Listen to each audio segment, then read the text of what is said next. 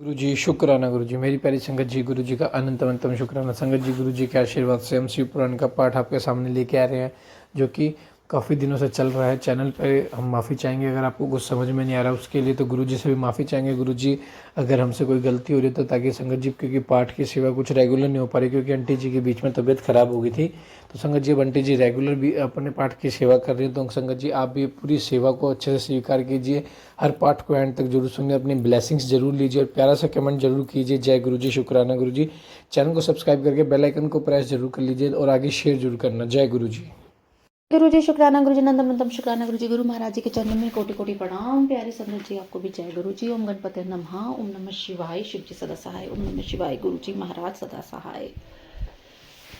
अंकित uncle जी, आपको भी जय गुरु जी। आपके परिवार को भी जय गुरु जी। गुरु महाराज जी की बहुत बहुत शुक्राना, बहुत बहुत शुक्रिया गुरु जी महाराज। अंकित अंकल जी, आपको भी बहुत बहुत थैंक यू। संगत जी, गुरु महाराज जी ने जो हमें सेवा दी है शिव पुराण की, हमें उसको श्रवण करना है। आप श्रवण कीजिए, हम अध्ययन करने के लिए यहाँ बैठे हैं। गुरु महाराज जी के हुक्म के अनुसार जो वो करा रहे हैं वो सब उनका हुक्म है, और हमें उनका हुक्म मानना चाहिए, क्योंकि इसी में ही हमारा कल्याण छिपा है। मुझसे कुछ भूल चूक, कुछ गलती हो जाती है पाठ करते हुए, तो मुझे क्षमा कीजिएगा।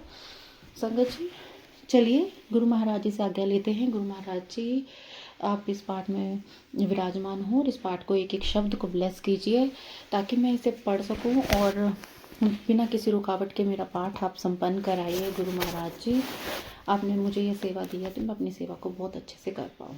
ओम नमः शिवाय। शिव जी सदा सहाय। ओम नमः शिवाय। गुरु जी सदा सहाय। हर हर महादेव। संन्यास ग्रहण की शास्त्रीय विधि: गणपति पूजन, होम, तत्व शुद्धि, सावित्री प्रवेश, सर्व संन्यास और दंड धारण आदि का प्रकार। स्कंद कहते हैं वामदेव। तदंतर मध्याह्न काल में स्नान करके साधक अपने मन को वश में रखते हुए गंध पुष्प और अक्षत आदि पूजा द्रव्यों को ले आए और नृत्य कोण में देव पूजित विघ्नराज गणेश की पूजा करे। गणनम त्वा इत्यादि मंत्र से विधि पूर्वक गणेश जी का आह्वान करें।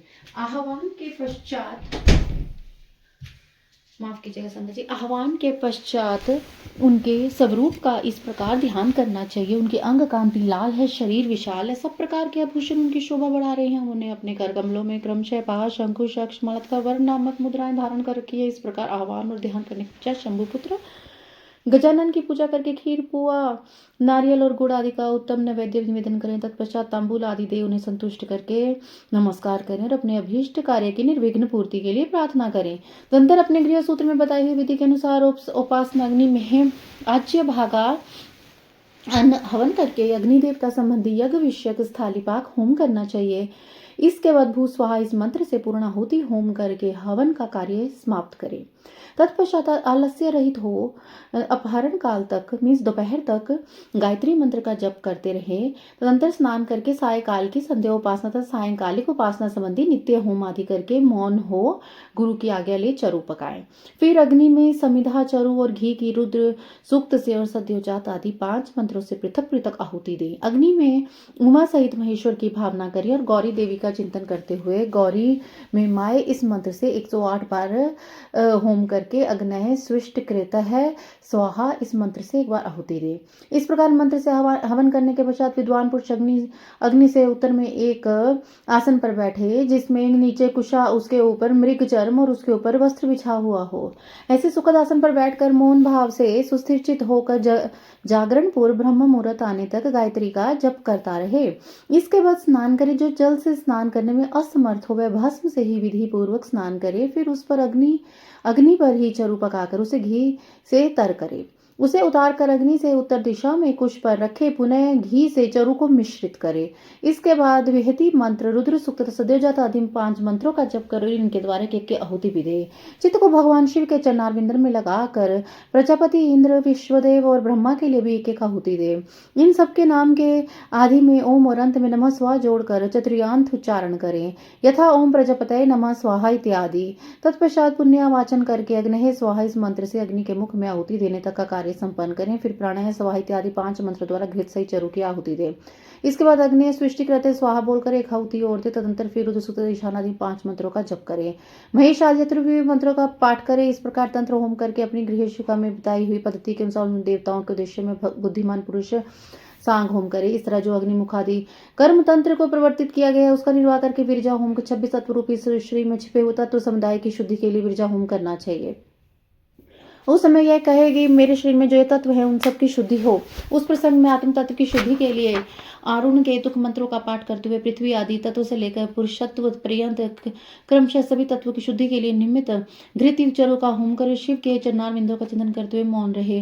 पृथ्वी जल तेज वायु और आकाश ये पृथ्वी अधिपंचक कहलाते हैं। शब्द स्पर्श रूप रस और गंध ये शब्दाधिपंचक है। वाक पानी पाद पायु और उपस्थ ये वागादि पंचक हैं। श्रोत्र नेत्र नासिका रसना और त्वक ये श्रोत्रादिपंचक हैं। धर्म सिंधुकार ने इसके लिए 3 मंत्र लिखे हैं। प्रथम बार चाट कर कहें त्रिवदसी, द्वितीय बार प्रवदसी और तृतीय बार विवृतसी। कुश कंडिका के अनंतर अग्नि में जो 4 आहुतियां दी जाती है उसमें प्रथम 2 को आघार और अंतिम 2 को अज्य भाग कहते हैं। प्रजापति और इंद्र के उद्देश्य से आघार तथा अग्नि और सोम के उद्देश्य से अज्य भाग दिया जाता है। पूरा मंत्र इस प्रकार है। गौरी मृमा है सलीलानी तक्षेतकपदी द्विपदी या सा चतुष्पदी अष्टपदी नवपदी विभूषवी सहस्त्रशरा परमे व्योमिन स्वाहा। तत्व शुद्धि के लिए पृथक पृथक वाक्य योजना करनी चाहिए। जैसे पृथ्वी आदि के लिए पृथ्व्या तेजो वायु कराशो में शुद्धियंतम ज्योतिर्हम विरजा विप्यामह भूय स्वाहा। इतना बोलकर समिधा चरु और राज्य की 40-40 आहुतियां दी। इसी तरह सभी तत्वों के नाम लेकर वाक्य योजना करें। यथा पृथ्व्यादि पंचकम में शुद्धातम ज्योतिर्हम विरजा विपापमः भूय स्वाहा पृथ्व्यादि पंचकाय परमस्माय शिव ज्योतिषे इदम नामम। शिर पार्श्व पृष्ठ और उदर ये 4 है। इन्हीं में जंगा को भी जोड़ ले। फिर त्वक आदि 7 धातुएं हैं। प्राण अपान आदि 5 वायु को प्राणादि पंचक कहा गया है। अन्यमय आदि 5 कोशों को कोश पंचक कहते हैं। उनके नाम इस प्रकार है। अन्नमय, प्राणमय, मनोमय, विज्ञानमय और आनंदमय। इनके सिवा मन, चित्त, वायु, चित्त, बुद्धि, अहंकार, ख्याति, संकल्प, गुण, प्रकृति और पुरुष हैं। भोक्तापन को प्राप्त हुए पुरुष के लिए भोग काल में जो 5 अतरंग साधन हैं उन्हें तत्व पंचक कहा गया है। उनके नाम ये हैं नियति, काल, राग, विद्या और कला। ये 5 माया से उत्पन्न है। मायुम तो प्रकृतिम विद्यात। इस श्रुति में प्रकृति ही माया कही गई है। उसी से तत्व उत्पन्न हुए हैं, इसमें संशय नहीं है। काल का स्वभाव ही नियति है, ऐसा श्रुति का कथन है। ये नियति आदि जो 5 तत्व हैं इन्हीं को पंचकंचुक कहते हैं। इन 5 तत्वों को न जानने वाला विद्वान भी मूढ़ ही कहा गया है। नियति प्रकृति से नीचे है और यह पुरुष प्रकृति से ऊपर है। जैसे कौवे की एक ही आंख उसके दोनों गोलकों में घूमती रहती है, उसी प्रकार पुरुष प्रकृति और नियति के दोनों के पास रहता है। यह विद्यात्व कहा गया है। शुद्ध विद्या महेश्वर, सदाशिव, शक्ति और शिव, इन 5 को शिव तत्व कहते हैं। ब्राह्मण प्रज्ञानिम ब्रह्म, श्रुति के वाक्य से यह शिव तत्व ही प्रतिपादित हुआ है। मुनीश्वर, पृथ्वी से लेकर शिव पर्यंत जो तत्व समूह उनमें से प्रत्येक को क्रमशः अपने अपने कारण में लीन करते हुए उसी को शुद्धि करो। पृथ्वी आदि पंचक, शब्दादि पंचक, वाकादि पंचक, श्रोता पंचक, शिरादि पंचक, त्वगादि धा तु सप्तक, प्राणाधि पंचक, अन्मयाधि कोश पंचक, मन आदि पुरुषांत तत्व, नियताधि तत्व पंचक अथवा पंचक कंचुक और शिव तत्व पंचक के 11 वर्ग हैं। इन एकादश वर्ग संबंधी मंत्रों के अंत में परस्मै शिव ज्योतिषे इदम नमम इन वाक्य का उच्चारण करें। इसके द्वारा अपने उद्देश्य का त्याग बताया गया है। इसके बाद विविधा तथा कर्षोत्तक संबंधी मंत्रों के अंत में अर्थात विविधाय स्वाहा, कर्षोत्तकाय स्वाहा, इसके अंत में स्वतत्व त्याग के लिए व्यापकाय परमात्मने शिव ज्योतिषे विश्वभूत भूतग स्नोहोतस्काय परमास्मय देवाय इदम नमम इसका उच्चारण करें। तत्पश्चात उत्तिष्ठ ब्रह्मांस्पते देव्यंतस्ते स्तेवमहे उपप्रयन्तु मरुतः सुधान्व इंद्र प्राशुभर्वा सचा। इस मंत्र के अंत में विश्व रूपाय पुरुषाय ओम स्वाहा बोलकर स्वतत्व त्याग के लिए लोकत्र व्यापी ने परमात्मा ने शिव येदम नमम का उच्चारण करें। तंत्र अपनी शाखा में बताई हुई विधि से पहले तंत्र कर्म का संपादन करके घृत मिश्रित चरु का प्राशन एवं आचमन करने के लिए पश्चात पुरोधाचार्य को स्वर्ण आदि से संपन्न समुचित दक्षिणा दें। फिर ब्रह्मा का विसर्जन करके उसके प्रातःकालिक उपासना संबंधी नित्य होम करें। इसके बाद मनुष्य सौम मां सिंचतु मरुतः इस मंत्र का जप करे। तत्पश्चात याते अग्नि यज्ञ तनुस्थय आत्मानाम आत्मनम इत्यादि मंत्रों से हाथ को अग्नि में तपाकर उस अग्नि को अद्वैत धाम स्वरूप अपने आत्मा में आरोपित करे। तदंतर प्रातः काल की संध्या उपासना करके सूर्योत्थान के पश्चात जलाशय में जाकर नाभि तक जल के भीतर प्रवेश करे। वहां प्रसन्नता पूर्वक मन को स्थिर करके उत्सुकता पूर्वक वेद मंत्रों का जप करे। जो अग्निहोत्री है वह स्थापित अग्नि में प्राज्ञापदेष्टि करे तथा वेदोक्त वैश्वानर स्थालीपाक होम करके उसमें अपना सब कुछ दान कर दे। पूर्वोक्त रूप से अग्नि का आत्मा में आरोप करके ब्राह्मण घर से निकल जाए। मुनीश्वर फिर वह साधक निम्नांकित रूप से सावित्री प्रवेश करे। ओम भूम सावित्रीं प्रवेशयामि तत्सवितुर्वरेण्यं ओम भुवः सावित्रीं प्रेषयामि भर्गो देवस्य धीमहि ओम स्वः सावित्रीं प्रवेशयामि धियो यो नः प्रचोदयात् ओम भूर्भुवः स्वः सावित्रीं प्रेषयामि तत्सवितुर्वरेण्यं भर्गो देवस्य धीमहि धियो यो न प्रचोदयात्। इन वाक्यों का प्रेम पूर्वक उच्चारण करें और चित्त को चंचल ना होने दें। धर्म सिंधुकार ने कहा है कि सम मां सिचंतु मरुतः। इस मंत्र से अग्नि का उपस्थान करके उसमें काष्ठ में यज्ञ पात्रों को जला दे। यदि पात्र तेजस धातु के हों तो उन्हें आचार्य को दे दे। पूरा मंत्र और इसका अर्थ इस प्रकार है। सम मां सिचंतु मरुतः समिद्र सम बृहस्पति सम माया अग्नि सिंचित्वा ईशा च धनेन च बलेन चायुष्मन्तः करोतु मां। अर्थात मरुदगण इंद्र बृहस्पति तथा अग्नि ये सभी देवता मुझ पर कल्याण की वर्षा करे। अग्निदेव मुझे आयु ज्ञान रूपी धन तथा साधन की शक्ति से संपन्न करे। साथ ही मुझको दीर्घजीवी भी बनाए। पूरे मंत्र और अर्थ यूं है। या ते अग्नि यज्ञ तनुस्थे हारो आत्मनम आत्मनम अच्छा वसुनि कृणवनस्य नरेहा पुरुणी यज्ञो भूतवा यज्ञमसीद स्वाम योनिम जात वेदो भुव अजयमान है सक्ष्य एहि। हे अग्निदेव, जो तुम्हारा यज्ञ यज्ञों में प्रकट होने वाला स्वरूप है, उसी स्वरूप में तुम यहाँ पधारो और मेरे लिए बहुत से मनुष्योपयोगी विशुद्ध धन साधन संपत्ति की सृष्टि करते हुए आत्म रूप से मेरी आत्मा में विराजमान हो जाओ। तुम यज्ञ रूप होकर अपने कारण रूप यज्ञ में पहुंच जाओ। हे जात वेदा, तुम पृथ्वी से उत्पन्न होकर अपने धाम के साथ वहां पधारो। वहां जल लेकर उसे आशुष ईशान इसी सूक्त से विमंत्रित करके सर्वाभ्यो देवताभ्य स्वाहा ऐसा कहकर छोड़ दे। फिर संन्यास का संकल्प ले 3 बार जलांजलि दे। इस मंत्र इस प्रकार है।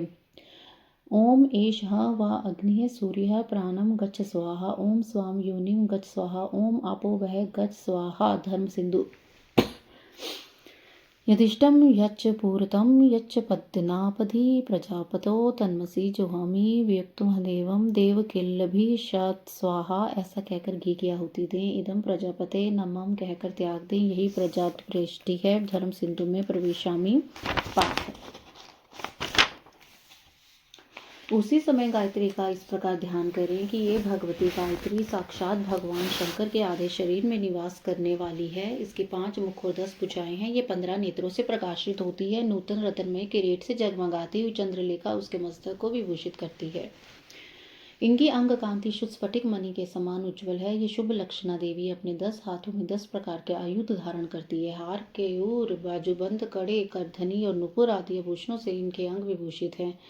उन्होंने दिव्य वस्त्र धारण कर रखा है। इनके सभी आभूषण रत्न निर्मित है। विष्णु, ब्रह्मा, देवता, ऋषि तथा गंधर्वराज और मनुष्य ही सदा इनका सेवन करते हैं। ये सर्वव्यापिनी शिवा सदाशिव देव की मनोहारिणी धर्म पत्नी है। संपूर्ण जगत की माता, तीनों लोगों की जननी, त्रिगुणमयी, त्रिगुणा तथा अजन्मा है। इस प्रकार गायत्री देवी के स्वरूप का चिंतन करते हुए शुद्ध बुद्धि वाला पुरुष ब्रह्म तत्व आदि प्रदान करने वाली अजन्मा आदि देवी त्रिपदा गायत्री का जप करे। गायत्री वाद्यों में उत्पन्न हुई है और उन्हीं में लीन होती है।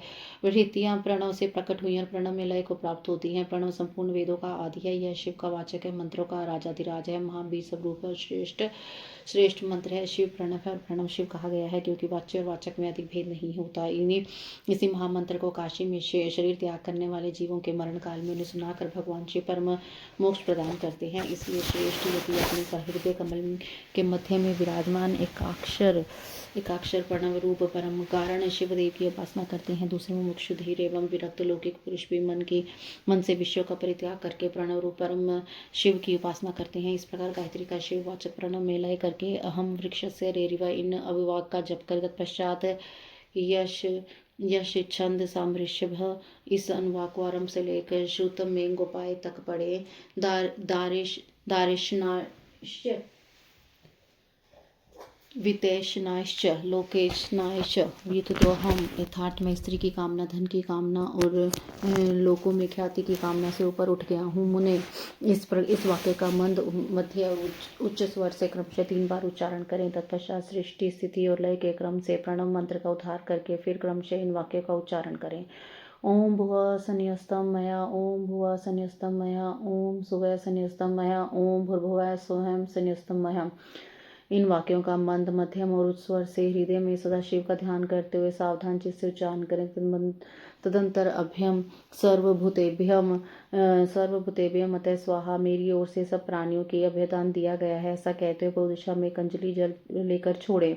इसके बाद शिखा के दो शेष बालों को हाथ से उखाड़ डाले, यज्ञोपवीत को निकाल कर जल के साथ हाथ में लेकर कहें, इस प्रकार के ओम भुवः समुद्रम गच्छ स्वाहा यो कहकर उसके जल में होम कर दें। फिर ओम भुवः संन्यस्तम महा, ओम भुवः संन्यस्तम महा, ओम सुवः संन्यस्तम महा, इस प्रकार 3 बार कहकर 3 बार जल को अभिमंत्रित करके उसका आचमन करें। फिर जलस्य के किनारे आकर वस्त्र और कटी सूत्र को भूमि पर त्याग दे तथा उत्तर और पूर्व की ओर मुंह करके 7 पद से कुछ अधिक चले। कुछ दूर जाने पर आचार्य उससे कहे, ठहरो ठहरो, भगवान लोक विहार के लिए कोपीन और दंड स्वीकार करो। यो कह आचार्य अपने हाथ से ही उसे कटी सूत्र और कोपीन देकर गेरुआ वस्त्र भी अर्पित करे। तत्पश्चात सन्यासी जब उसे अपने शरीर को ढक कर 2 बार आचमन कर ले, तब आचार्य शिष्य से कहे, इंद्रस्य वज्रस्य है, यह मंत्र बोलकर दंड ग्रहण करो। तब वह इस मंत्र को पढ़े और सखा माँ गोपायुज, सखा यह से इंद्रस्य है, वर्जसी वात्रेघ्ना शर्म में भव यत्य पापम तनिविराहे, इस मंत्र का उच्चारण करते हुए दंड की प्रार्थना करके उसे हाथ में ले। तत्पश्चात प्रणव या गायत्री का उच्चारण करके कमंडलों ग्रहण करें। तदंतर भगवान शिव के चरणारविंद का चिंतन करते हुए गुरु के निकट जा वह 3 बार पृथ्वी में लौटकर दंडवत प्रणाम कर उसी समय वह अपने मन को पूर्णतया संयम में रखे। फिर धीरे से उठकर प्रेम पूर्वक अपने गुरु की ओर देखते हुए इस प्रकार हाथ जोड़कर उन चरणों के समीप खड़ा हो जाए। ओम वृक्षस्य रेर्वाः कीर्तिः पृष्ठं गिरिरेव उर्ध्व पवित्रो वाजिनीव सौमृतमस्महि द्रविणं सर्वचर्षं सुमेधा अमृतोक्षितः इति त्रिशंगो वेदः वचनम। तैत्तिरीय, मैं संसार वृक्ष का उच्छेद करने वाला हूँ। मेरी कीर्ति पर्वत के शिखर की भांति उन्नत है। अन्नोत्पादक शक्ति से युक्त सूर्य में मैं जैसे उत्तम अमृत है, उसी प्रकार मैं अतिशय पवित्र अमृत स्वरूप हूँ तथा मैं प्रकाश युक्त धन का भंडार हूँ। परमानंद में अमृत से अभिषेक तथा श्रेष्ठ बुद्धि वाला हूँ। इस प्रकार वह त्रिशंकु ऋषि का अनुभव किया हुआ वैदिक प्रवचन है। यश छंद सामृषभो विश्वरूपः छंदोभ्याम वेद्यः मृतः संबभूव समेन्द्रो मेध्या स्पृणतु अमृतस्य देवधारणो भूयसं शरीरं मे विचर्षणं जीवा मे मधुमत्तमः कर्णाभ्यम भूरि विश्रुणम ब्रह्माण्य केश्यसि मेध्या पिहिता श्रुतम में गोपाहे।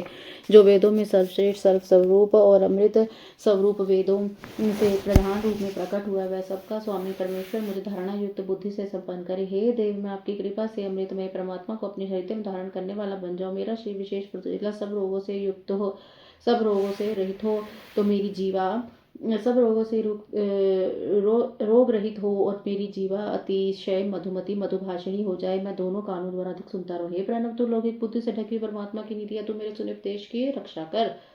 मैंने भूलोक का संन्यास पूर्णतः त्याग दिया है। मैंने भूव अंतरिक्ष लोक का परित्याग कर दिया है। मैंने स्वर्ग लोक का सर्वथा त्याग कर दिया है। मैं भूलोक, भूर्वलोक और स्वर्गलोक, इन तीनों को भली भांति त्याग दिया है। हे दंड, तुम मेरे सखा सहायक हो, मेरी रक्षा करो। मेरे ओज प्राण शक्ति रक्षा करो। तुम वही मेरे सखा हो जो इंद्र के हाथ में वज्र के रूप में रहते हो। तुमने ही वज्र रूप से आघात करके वित्तासुर का संहार किया है। तुम मेरे कल्याण में बनो। मुझ में जो पाप हो उसका निवारण करो।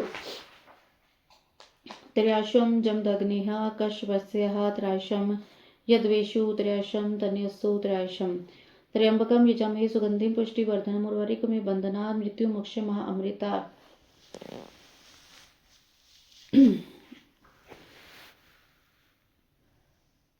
उनके हाथ जोड़कर उनके चरणों के समीप खड़े हो जाएं। संन्यास दीक्षा विश्वकर्म आरंभ होने के कारण पहले ये शुद्ध गोबर लेकर आंवले बराबर उनके गोले बना ले, सूर्य की किरणों से उनसे सुखाएं। फिर होम आरंभ होने पर उन गोलों को होम के अग्नि के बीच में डाल दे। होम समाप्त होने पर उन सबको संग्रह करके सुरक्षित रख दंत दंडवत दंड धारण के पश्चात गुरु विराजाग्नि जनित उस श्वेत भस्म को लेकर उसी को शिष्यों के अंग में लगाएं अथवा उसे लगाने की आज्ञा दे। उसका क्रम इस प्रकार है: ओम अग्निरति भस्म, वायुरिति भस्म, जलमिति भस्म, स्थलमिति भस्म, व्योमिति भस्म, सर्वे व इदम भस्म मन एतानि चक्षुषि। इस मंत्र से भस्म को मंत्रित कर तंत्र ईशान आदि 5 मंत्रों द्वारा इस भस्म का शिष्य के अंगों से स्पर्श कराकर उसे मस्तक से लेकर पैरों तक सर्वांग में लगाने के लिए दे दे। शिष्य इस भस्म को विधि पूर्वक हाथ में रखकर त्यायुषम तथा त्र्यंबकम इन दोनों मंत्रों को 3 बार पढ़ते हुए लाट आदि अंगों में क्रमशः त्रिपुंड धारण करे। तत्पश्चात श्रेष्ठ शिष्य अपने हृदय कमल में विराजमान उमा सहित भगवान शंकर का भक्ति युक्त चित्त से ध्यान करें। फिर गुरु शिष्य के मस्तक पर हाथ रखकर उसके दाहिने कान में ऋषि छंद और देवता सहित प्रणव का उपदेश दे। इसके बाद कृपा करके प्रणव के अर्थ का भी बोध कराएं। श्रेष्ठ गुरु को चाहिए कि वह प्रणव के 6 प्रकार के अर्थ का ज्ञान कराते हुए इसके 12 भेदों का उपदेश दे। तत्पश्चात शिष्य दंड की भांति पृथ्वी पर पड़कर गुरु को साष्टांग प्रणाम करे और सदा इसके अधीन रहे। उसकी आज्ञा के बिना दूसरा कोई कार्य न करे। गुरु की आज्ञा से शिष्य वेदांत के तात्पर्य अनुसार सगुण निगुण भेद से शिव के ज्ञान में तत्पर है। गुरु अपने उसी शिष्य के द्वारा श्रवण मनन और निधिध्यासन पूर्वक जप के अंत में प्रातःकालिक आदि नियमों का अनुष्ठान कराए। कैलाश प्रसर नामक मंडल में शिव के द्वारा प्रतिपादित मार्ग के अनुसार शिष्य वहीं रहकर शिव पूजन करे। यदि गुरु के उपदेश के अनुसार वह प्रतिदिन वहीं रहकर मंगल में देवता शिव की पूजा में असमर्थ हो तो उनसे अर्घा सहित स्फटिक में शिवलिंग ग्रहण करे और कहीं भी रहकर नित्य उसका पूजन करे। वह गुरु के निकट शपथ खाते हुए इस तरह प्रतिज्ञा करे: मेरे प्राण चले जाए यह अच्छा है, मेरा सिर काट लिया जाए तो भी अच्छा है, परंतु मैं भगवान त्रिलोचन की पूजा किए बिना कदापि भोजन नहीं कर सकता। ऐसा कहकर सुदृढ़ चित्त वाला शिष्य मन में शिव भक्ति के लिए गुरु के निकट 3 बार शपथ खाए और जब इसे मन में उत्साह रखकर उत्तम भक्ति भाव से पंचावरण पूजन की पद्धति के अनुसार प्रतिदिन महादेव जी की पूजा करे। हर हर महादेव। गुरु जी शुक्राना, गुरु जी अनंतम शुक्राना, गुरु जी गुरु महाराज जी के चरणों में कोटि कोटि प्रणाम। ओम गणपते नमः। विघ्न हरता गणेश सबके विघ्न दूर करे, सबको सद्बुद्धि का भंडार दें। प्यारी संगत जी, जय गुरु जी। अंकित अंकल जी आपको भी जय गुरु जी, आपके परिवार को भी जय गुरु जी। संगत जी, गुरु महाराज जी ने हमें जो ब्लेस कर रहे हैं उसका बहुत बहुत शुक्राना। गुरु महाराज जी को सबकी तरफ से बहुत बहुत शुक्राना। और हम शिव पुराण का पाठ कर रहे हैं, कैलाश संहिता का। चलिए संगत जी, ये हमारा लास्ट अध्याय है कैलाश संहिता का। आज हम इसे संपूर्ण करते हैं। चलिए, यति के द्वादशाह कृत्य का वर्णन स्कंद और वामदेव का कैलाश पर्वत पर जानकर सूत जी के द्वारा इस संहिता का उपसार। स्कंद जी कहते हैं, वामदेव 12वें दिन प्रातःकाल उठकर श्राद्ध करता पुरुष स्नान और नित्य कर्म करके शिव भक्त युक्त तथा शिव के प्रति प्रेम रखने वाले ब्राह्मणों को निमंत्रित करे। मध्याह्न काल में स्नान करके पवित्र हुए ब्राह्मणों को बुलाकर भक्तिभाव से विधिपूर्वक भांति भांति के स्वादिष्ट अन्न भोजन कराए। फिर परमेश्वर के निकट बिठाकर पंचावरण पद्धति से उसका पूजन करे। तो पश्चात मौन भाव से वर्णायाम करके देश काल आदि के कीर्तन पूर्वक महान संकल्प की प्रणाली के अनुसार संकल्प करते हुए अस्मत् गुरु ही पूजाम करिष्ये, मैं अपने गुरु की पूजा करूंगा, ऐसा कहकर कुशों का स्पर्श करे। फिर ब्राह्मणों के पैर धो के आचमन करके श्राद्ध करता मौन रहे और भस्म से विभूषित उन ब्राह्मणों को भी पूर्व अभिमुख आसन पर बिठाए। वहां सदाशिव आदि के क्रम से उन 8 ब्राह्मणों का बड़े आदर के साथ चिंतन करे, अर्थात उन्हें सदाशिव आदि का स्वरूप माने। मुने अन्य 4 ब्राह्मणों का भी 4 गुरुओं के रूप में चिंतन करे। फिर 4 गुरु ये हैं: गुरु, परम गुरु, प्रातपर गुरु, परमेष्टि गुरु। परमेष्टि गुरु का उनमें उमा सहित महेश्वर की भावना करते हुए चिंतन करें। अपने गुरु का नाम लेकर ध्यान करें। उन सबके लिए एकदम असम ऐसा कहकर पृथक पृथक आसन रखें। आदि में प्रणव, बीच में द्वितीयांत गुरु तथा अंत में आह्वयामी नमः बोलकर आह्वान करें। यथा ओम अमुक नामानम गुरुवम आह्वयामी नमः, ओम परम गुरुवम आह्वयामी नमः, ओम परात्पर गुरुवम आह्वयामी नमः, ओम परमेष्टि गुरुवम आह्वयामी नमः। इस प्रकार आह्वान करके अर्घ्य में रखे हुए जल या पाद्य आचमन और अर्घ्य निवेदन करें। फिर वस्त्र, गंध और अक्षत लेकर ओम गुरुवे नमः इत्यादि रूप से गुरुओं को तथा ओम सदाशिव नमः इत्यादि रूप से 8 नामों के उच्चारण पूर्वक 8 अन्य ब्राह्मणों को सुगंधित फूलों से अलंकृत कर तत्पश्चात धूप दीप लेकर कृतम इदम सकल आराधनम, संपूर्ण वस्तु की गई से सारी आराधना पूर्ण रूप से सफल हो, ऐसा कहकर खड़े होकर नमस्कार करें। इसके बाद केले के पत्तों को पात्र रूप में बिछाकर जल से शुद्ध करके उन पर शुद्ध अन्न, खीर, पुआ, दाल और साग आदि व्यंजन परोसकर केले के फल, नारियल और गुड़ भी रखें। पात्रों को रखने के लिए आसन में अलग अलग दे उन आसनों का क्रमशः प्रोक्षण करके उन्हें स्थान पर रखें। फिर भोजन पात्र का प्रोक्षण में अभिषेक करके हाथ से उनका स्पर्श करते हुए कहें: विष्णु हव्यमिदं रक्षस्व। हे विष्णु, इस हविष्य को आप सुरक्षित रखें। फिर उठकर उन ब्राह्मणों को पीने के लिए जल देकर उनसे इस प्रकार प्रार्थना करें। सदाशिवोद्यहो में प्रीतः वरदा भवन्तु। सदाशिव आदि मुझ पर प्रसन्न हो, अभीष्ट वर देने वाले। इसके बाद ये देवा यजुर्वेद आदि मंत्रों का उच्चारण करके अक्षत सहित इस अन्न का त्याग करें। फिर नमस्कार करके उठे और सर्वत्र कृतमस्तु ऐसा कहकर ब्राह्मणों को संतुष्ट करके गणानम त्वाहा इस मंत्र का पहले पाठ करके चारों वेदों के आदि मंत्रों को रुद्राध्याय का चमकाध्याय, रुद्र सूक्त का, सद्योजात आदि 5 ब्रह्मा मंत्रों का पाठ करें। ब्राह्मण भोजन के अंत में यथासंभव मंत्र बोल अक्षत छोड़े। फिर आचमन आदि जल दे। हाथ पैर और मुंह धोने के लिए भी जल अर्पित करें। आचमन के पश्चात सब ब्राह्मणों को सुखपूर्वक आसनों पर बिठाकर शुद्ध जल देने के अनंतर मुख शुद्धि के लिए यथोचित कपूर आदि से युक्त तांबूल अर्पित करें। फिर दक्षिणा, चरण पादुका, आसन, छाता, व्यंजन, चौकी और बांस की छड़ी देकर परिक्रमा नमस्कार के द्वारा उन ब्राह्मणों को संतुष्ट कर तथा उनसे आशीर्वाद ले। पुनः प्रणाम करके गुरु के प्रति अविचल भक्ति के लिए प्रार्थना करें। तत्पश्चात विसर्जन की भावना से सदाशिवाद्याः प्रीता यथा सुखम गच्छन्तु। सदाशिव आदि संतुष्ट होकर सुखपूर्वक यहाँ से पधारे। इस प्रकार विदा करके दरवाजे तक उनके पीछे पीछे जाए। फिर उनके रोकने पर न आगे जाकर लौट आए। लौट कर द्वार पर बैठे हुए ब्राह्मण बंधुजन दीनों और अनाथों के साथ स्वयं भी भोजन करके सुखपूर्वक रहे। ऐसा करने में उनमें कभी भी कोई विकृति नहीं हो सकती। सब सत्य सत्य और बारंबार सत्य। इस प्रकार प्रतिवर्ष गुरु की उत्तम आराधना करने वाला शिष्य इस लोक में महान भोगों का उपभोग करके अंत में शिवलोक को प्राप्त कर लेता है। मुने साक्षात भगवान शिव का कहा हुआ उत्तम रहस्य है जो वेदांत के सिद्धांत से निश्चित किया गया है। तुमने मुझसे जो कुछ सुना है उसे विद्वान पुरुष तुम्हारा ही मत कहेंगे। अतः यदि इस मार्ग से चलकर शिवोस्मामी, मैं शिव हूँ, इस रूप में आत्म स्वरूप शिव की भावना करता हुआ शिव रूप हो जाता है। सूत जी कहते हैं इस प्रकार मुनीश्वर वामदेव को उपदेश देकर दिव्य ज्ञान दाता गुरु देवेश्वर कार्तिकेय पितामह के सर्वदेव वंदित चरणाबिंदों का चिंतन करते हुए अनेक शिखरों से आवृत शोभाशाली एवं परम आश्चर्यमय कैलाश शिखर को चले गए। श्रेष्ठ शिष्यों सहित वामदेवी मयूर वाहन कार्तिकेय को प्रणाम करके शीघ्र परम अद्भुत कैलाश शिखर पर जा पहुंचे। महादेव के निकट जाकर उमा सहित महेश्वर के माया नाशिक मोक्षदायक चरणों का निदर्शन किया। फिर भक्तिभाव से अपना सारा अंग भगवान शिव को समर्पित करके वे शरीर की शुद्धि बुलाकर उनके निकट दंड की भांति पड़ गए और बारंबार उठकर नमस्कार करने तत्पश्चात उन्हें भांति भांति के सूत्र द्वारा जो वेदों और आगमों के रस से पूर्ण थे जगदम्बा और पुत्र सहित परमेश्वर शिव का स्तवन किया। इसके बाद देवी पार्वती और महादेव के चरणारविंदों को मस्तक पर रखकर उनका पूर्ण अनुग्रह करके वे वहीं सुखपूर्वक रहने के। तुम सभी ऋषि भी इसी प्रकार प्रणव के अर्थभूत महेश्वर का तथा वेदों के गोपनीय रहस्य वेद सर्वस्व और मोक्षदायक तारक मंत्र ओंकार का ज्ञान प्राप्त करके यहीं से सुखी रहो और विश्वनाथ जी के चरणों में संयोज्य रूपा अनुभव एवं उत्तम मुक्ति का चिंतन करो। अब मैं गुरुदेव की सेवा के लिए बद्रिकाश्रम तीर्थ को जाऊंगा। तुम्हें फिर मेरे साथ संभाषण का एवं सत्संग का अवसर प्राप्त है। धर्म सिंधु के अनुसार 16 ब्राह्मणों को निमंत्रित करना चाहिए। इनमें से 4 तो गुरु, परम गुरु, परमेष्टि गुरु, परात्पर गुरु के लिए होते हैं और 12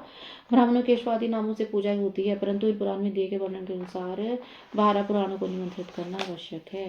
कैलाश संहिता संपूर्ण। जय गुरु जी, शुक्राना गुरु जी, हर हर महादेव। गुरु जी शुक्राना गुरु जी, अनंतम अनंतम शुक्राना गुरु जी। गुरु महाराज जी के चरणों में सादर प्रणाम, कोटि कोटि प्रणाम, शत शत प्रणाम। ओम नमः शिवाय। शिव जी सदा सहाय। ओम नमः शिवाय। गुरु जी सदा सहाय। ओम गणपते नमः। हर हर महादेव, हर हर महाकाल। प्यारी संगत जी, जय गुरु जी। अंकित अंकल जी, आपको भी, आपके परिवार को भी जय गुरु जी। चलिए संगत जी, आज के शिव पुराण का पाठ गुरु महाराज जी की आज्ञा के साथ हम शुरू करते हैं। गुरु महाराज जी, आप इस पाठ में अपनी उपस्थिति दीजिए और इस पाठ को ब्लेस कीजिए ताकि सारी संगत का कल्याण हो जाए। गुरु महाराज जी। चलिए संगत जी, हम कर रहे थे शिव पुराण कैलाश संहिता। शैव दर्शन के अनुसार शिव तत्व, जगत प्रपंच और जीव तत्व के विषय में विशद विवेचन तथा शिव से जीव और जगत की अभिन्नता का प्रतिपादन। निरंतर उत्तम श्रेष्ठ पति का वर्णन करके सृष्टि स्थिति और संहार सबको शक्तिमान शिव की लीला बतलाते हुए वामदेव जी के पूछने पर स्कंद ने कहा, मुने कर्मास्थित तत्व से लेकर जो विस्तृत शास्त्रवाद है अर्थात कर्म सत्ता के प्रतिपादक कर्मफलवाद से आरंभ करके शास्त्रों में जो विविध विषयों का विशद विवेचन है वह ज्ञान प्रदान करने वाला है। अतः ज्ञानवान पुरुष को विवेक पूर्वक इसका श्रवण करना चाहिए। तुमने जिन शिष्यों को उपदेश दिया है उनमें से कौन तुम्हारे समान है? वे अधम शिष्य आज भी अन्य शास्त्रों में भटक रहे हैं, अनीश्वरवादी दर्शनों के चक्कर में पड़कर मोहित हो रहे हैं। 6 मुनियों ने उन्हें श्राप दे रखा है क्योंकि पहले शिव की निंदा किया करते थे, अतः उनकी बातें नहीं सुननी चाहिए क्योंकि वे अन्यथावादी शिव शास्त्र के विपरीत बात करने वाले हैं। यहाँ 5 अवयवों से युक्त अनुमान के प्रयोग के लिए अवकाश है ही प्रतिज्ञा हेतु उदाहरण उपनय और निगमन, ये 5 प्रकार के अवयव हैं। अनुमान के 5 अवयव हैं। पर्वतावहिमान, पर्वत पर आग है, यह प्रतिज्ञा है। धूमवत, क्योंकि वहां धूम दिखाई देता है, यह हेतु है। जहां जहां धूम होता है वहां वहां आग अवश्य रहती है, जैसे रसोई घर एक उदाहरण है। यह तो हम धूमवान, जो कि यह पर्वत धूमवान है, यह उपन्य है।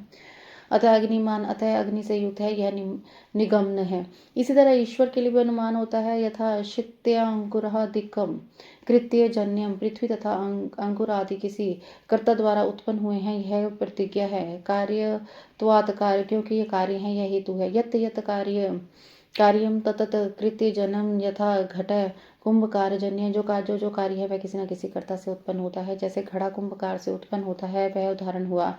यत इदम कार्यम, जो कि ये पृथ्वी आदि कार्य है, यह उपन्य हुआ। अतः कृत्य जन्म, इसलिए कर्ता से उत्पन्न हुआ, यह निगम्न हुआ। पृथ्वी आदि कार्य हम लोगों से उत्पन्न हुए हैं, यह कहना संभव नहीं है, अतः इसका कोई विलक्षण करता है, यह सर्वशक्तिमान ईश्वर है। उत्तम रथ का पालन करने वाले वामदेव, जैसे धूम का दर्शन करने से लोग अनुमान द्वारा पृथ्वी पर अग्नि की सत्ता का प्रतिपादन करते हैं, उसी प्रकार इस प्रत्यक्ष प्रपंच के दर्शन रूप हेतु का अवलंबन करके परमेश्वर परमात्मा को जाना जा सकता है, इसमें संशय नहीं है। यह विश्व स्त्री पुरुष रूप है, जैसा प्रत्यक्ष देखा जा सकता है। कोश रूप जो शरीर है, उसके आदि के 3 माता के अंश से उत्पन्न हुए हैं और अंतिम 3 पिता के अंश से, यह श्रुति का कथन है। इस प्रकार सभी शरीरों में स्त्री पुरुष को जानने वाले लोग हैं। मुने विद्वानों ने परमात्मा में भी स्त्री पुरुष भाव को जाना है। श्रुति कहती है पर ब्रह्मा परमात्मा सत्य चित्त और आनंद रूप है। असत प्रपंच को निवृत्त करने वाला शब्द ही सद्रूप कहा गया है। चित्त शब्द से जड़ जगत की निवृत्ति होती है। यद्यपि सत शब्द 3 लिंगों में विद्यमान तथापि यह पर ब्रह्मा परमात्मा के अर्थ में पुल्लिंग सत शब्द को ग्रहण करना चाहिए। वह सत शब्द प्रकाश का वाचक है। सन प्रकाश है। सन शब्द स्पष्ट रूप से प्रकाश का वाचक है। परमात्मा सत्ता या प्रकाश रूपता है, वह उसके पुरुष भाव को सूचित करती है। ज्ञान शब्द का पर्यायवाची जो चित्त शब्द है, वह स्त्रीलिंग है, अर्थात परमात्मा में चिद्रूपता उसके स्त्री भाव को सूचित करती है। प्रकाश और चित्त, ये दोनों जगत के कारण भाव को प्राप्त हुए हैं। इसी प्रकार सच्चिदात्मा परमेश्वर भी जगत के कारण भाव को प्राप्त होते हैं। तब उन एकमात्र परमात्मा में ही शिव भाव और शक्ति भाव का भेद किया जाता है तथा तेल और बत्ती में मलिनता होती है, उसके प्रकाश में मलिनता आ जाती है। चिता की आग आदि में अश्विता और मलिनता स्पष्ट दिखाई देती है। अतः मलिनता आदि आरोपित वस्तु है। इसका निवर्तक होने के कारण परमात्मा के शिव तत्व का ही श्रुति के द्वारा प्रतिपादन किया गया है। जीव के आश्रित जो चित्त शक्ति है वह सदुर्बल होती है। उसके निवृत्ति के लिए परमात्मा सार्वकालिक सर्वशक्तिमत्ता विद्यमान है। ईश्वर बलवान है, शक्तिमान है, यह व्यवहार देखा जाता है। महान मुनि वामदेव लोक और वेद में भी सदा परमात्मा की शिव रूपता और शक्ति रूपता का साक्षात्कार कराया गया है। शिव और शक्ति के सहयोग से निरंतर आनंद प्रकट रहता है। अतः मुनि उस आनंद को प्राप्त करने के उद्देश्य पाप रहित मुनि शिव में मन लगाकर निरमय शिव परम कल्याण एवं परम आनंद को प्राप्त हुए हैं। उपनिषदों में शिव और शक्ति को सर्वात्मा एवं ब्रह्मा कहा गया है। ब्रह्मा शब्द से बृहदात्वगत व्यापकता एवं सर्वात्मता का प्रतिपादन होता है। शंभु नामक विग्रह में ब्रह्म तत्व और बृहतत्व व्यापकता एवं विशालता नित्य विद्यमान है। सदुजाति आदि पंच ब्रह्माय शिव विग्रह में विश्व की प्रतीति ब्रह्मा शब्द से कही गई है। वामदेव हंस पद को उलट देने से सोहम पद बनता है। इसमें प्रणव का प्रकाट्य कैसे होता है, यह तुम्हारे स्नेहवश में बता रहा हूँ, सावधान होकर सुनो। सोहम पद से सकार और अहकार नामक व्यंजनों को त्याग देने से स्थूल ओम शब्द बच जाता है, जो परमात्मा का वाचक है। तत्वदर्शी मुनि कहते हैं कि उसे महामंत्र रूप जानना चाहिए। उसमें जो सूक्ष्म महामंत्र है उसका उदाहरण मैं तुम्हें बता रहा हूँ। हंस पद में 3 अक्षर है, ह अ स। इन तीनों में जो अ है वह 15वें अनुस्वार और 16वें विसर्ग के साथ है। सकार के साथ जो अ है वह विसर्ग रहित है। वह यदि सकार के साथ उठकर ही हम के आदि में चला जाए तो हंस के विपरीत सोहम या महामंत्र हो जाएगा। इसमें जो सकार है वह शिव का वाचक है, अर्थात शिव ही सकार के अर्थ माने गए हैं। शक्यात्मक शिव ही इस महामंत्र के वाच्यार्थ हैं। यह विद्वानों का निर्णय है। गुरु जब शिष्य को इस महामंत्र का उपदेश देते हैं तब सोहम पद से उसको शक्त्यात्मक शिव का ही बोध कराना अभीष्ट होता है, अर्थात यह वह अनुभव करे कि मैं शक्त्यात्मक शिव रूप हूँ। इस प्रकार जब वह महामंत्र जीव परक होता है, अर्थात जीव की शिव रूपता का बोध कराता है, तब पशु जीव अपने को शक्त्यात्मक एवं शिव का अंश जानकर शिव के साथ अपनी एकता सिद्ध हो जाने से शिव की समता का भागी हो जाता है। अब श्रुति के प्रज्ञानम ब्रह्मा, इस वाक्य में जो प्रज्ञानम पद आया है उसके अर्थ को दिखाया जा रहा है। प्रज्ञानम शब्द चैतन्य का प्राय है, इसमें संशय नहीं है। मुनि शिव सूत्र में कहा गया है कि चैतन्य आत्मा अर्थात आत्मा ब्रह्मा परमात्मा चैतन्य रूप है। चैतन्य शब्द से यह सूचित होता है कि जिसमें विश्व का संपूर्ण ज्ञान स्वतंत्र जगत के निर्माण की क्रिया स्वभावतः विद्यमान, उसी को आत्मा परमात्मा कहा गया। इस प्रकार मैंने यहाँ शिव सूत्र की व्याख्या की है। ज्ञानम पंथ है, यह शिव दूसरा शिव सूत्र है। इसमें पशु वर्ग जीव समुदाय का लक्षण बताया गया। इस सूत्र में आदिपद ज्ञानम के द्वारा किंचन मात्र ज्ञान और क्रिया का होना जीव का लक्षण बताया गया है। यह ज्ञान और क्रिया पराशक्ति का प्रथम स्पंदन है। कृष्ण यजुर्वेद की श्वेताश्वतर शाखा का अध्ययन करने वाले विद्वानों ने स्वभाव के ज्ञान बल क्रिया च श्रुति के द्वारा इसी पराशक्ति का प्रसन्नतापूर्वक स्तवन किया। भगवान शंकर की 3 दृष्टियां मानी गई हैं, ज्ञान क्रिया और इच्छा रूप। ये तीनों दृष्टियां जीवों के मन में स्थित हो जाए तो इंद्रिय ज्ञान गोचर देह में प्रवेश करके जीव रूप हो सदा जानती और करती है। अतः यह दृष्टि त्रय रूप जीवात्मा महेश्वर का स्वरूप है, ऐसा निश्चिंत सिद्धांत है। यह श्रुति श्वेताश्रोपनिषद की ही है। इसका पाठ इस प्रकार है, न तस्य कार्यम करणम च विद्यते न तस्य चाभ्यम अधिकश्च दृश्यते परास्य शक्ति विविध है श्रूयते स्वाभाविकी ज्ञान बल क्रिया च। देह और इंद्रिय से उनका संबंध कोई नहीं है, अधिक कहाँ उनके सम भी तो दिख नहीं रहा, ना कोई कहीं कोई। ज्ञान रूप बल रूप क्रिया में उनकी पराशक्ति भारी विविध रूप में सुनाई गई है, स्वाभाविक उनमें सारी। अब मैं जगत प्रपंच के साथ प्रणव की एकता का बोध कराने वाले प्रपंचार्थ का वर्णन करूंगा।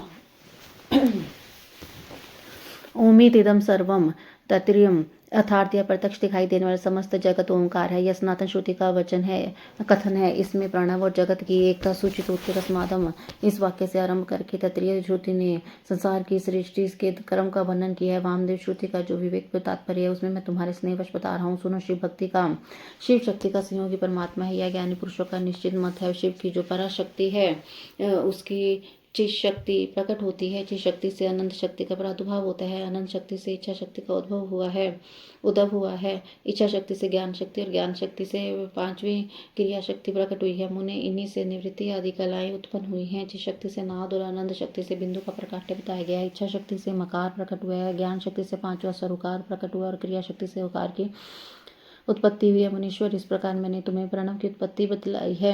अब ईशान आदि पंच ब्रह्मा की उत्पत्ति का वर्णन सुनो। शिव से ईशान उत्पन्न हुए। ईशान तत्पुरुष का प्रादुर्भाव हुआ। तत्पुरुष से अघोर का, अघोर से वामदेव का, वाम से सद्योजात का प्रकाट्य हुआ है। इस आदि अक्षर प्रणव से मूलभूत 533 व्यंजन के रूप में 38 अक्षरों का प्रादुर्भाव हुआ है। अब इन कलाओं की उत्पत्ति का क्रम सुनो। ईशान से शांति तक कला उत्पन्न हुई। तत्पुरुष से शांति कला, घोर से विद्या कला, वामदेव से प्रतिष्ठा कला और सद्योजात से निवृत्ति कला उत्पत्ति हुई है। ईशान काल से चित शक्ति द्वारा मिथुन पंचक की उत्पत्ति होती है। अनुग्रह, तिरुभाव, संहार, स्थिति और सृष्टि इन 5 कृत्यों का हेतु करने के लिए जो पंचक कहते हैं। यह बात तत्वदर्शी ज्ञानी मुनियों ने कही है। वाचक के संबंध में उनमें मिथुन की प्राप्ति हुई है। कला वर्ण स्वरूप इस पंचक में भूत पंचक की गणना मुनिशिष्ट आकाश आदि के क्रम से इन 5 मिथुनों की उत्पत्ति हुई है। इनमें पहला मिथुन आकाश, दूसरा वायु, तीसरा अग्नि, चौथा जल, 5वां मिथुन पृथ्वी। ऐसे आकाश से लेकर पृथ्वी तक के भूतों का जैसा स्वरूप बताया गया उसे सुनो। आकाश में एकमात्र शब्द ही गुण है। वायु में शब्द और स्पर्श 2 गुण है। अग्नि में शब्द, स्पर्श और रूप इन तीनों गुणों की प्रधानता है। जल में शब्द, स्पर्श, रूप और रस 4 गुण माने गए हैं तथा पृथ्वी शब्द, स्पर्श, रूप, रस और गंध इन 5 गुणों से संपन्न है। यही भूतों का व्यापक तत्व बताया गया है। अर्थात शब्द आदि गुणों द्वारा आकाश आदि भूत, वायु आदि परवर्ती भूतों में किस प्रकार व्यापक यह दिखाया गया है। इसके विपरीत गंध आदि गुण के क्रम से वे भूत पूर्ववर्ती भूतों से व्याप्य है। अर्थात गंध गुण वाली पृथ्वी जल का और रस गुण वाला जल अग्नि का व्याप्य है इत्यादि रूप से इसकी व्यापकता को समझना चाहिए। 5 भूतों का विस्तार ही प्रपंच कहलाता है। सर्व समिष्टि का जो आत्मा है उसी का नाम विराट है और पृथ्वी तत्व से लेकर क्रमशः शिव तत्व तक जो तत्वों का समुदाय है वे ब्रह्मांड है। वह क्रमशः तत्व समूह में लीन होता है तथा अंतर्गतवा सबके जीवनभूत चैतन्य में परमेश्वर में ही लय को प्राप्त होता है और सृष्टि काल में फिर शक्ति द्वारा शिव से निकलकर स्थूल प्रपंच के रूप में प्रलय काल पर्यंत सुखपूर्वक स्थित रहता है।